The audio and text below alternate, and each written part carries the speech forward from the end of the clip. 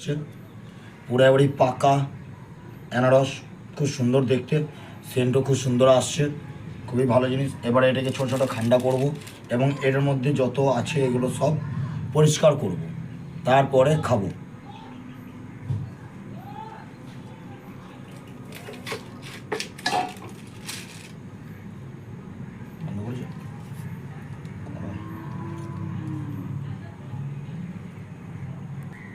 দেখছেন বন্ধুরা, আনারসের ছালটা এখন আমি ছিলে ফেলেছি, এ দিয়ে এগুলো এখন পরিষ্কার করা হবে।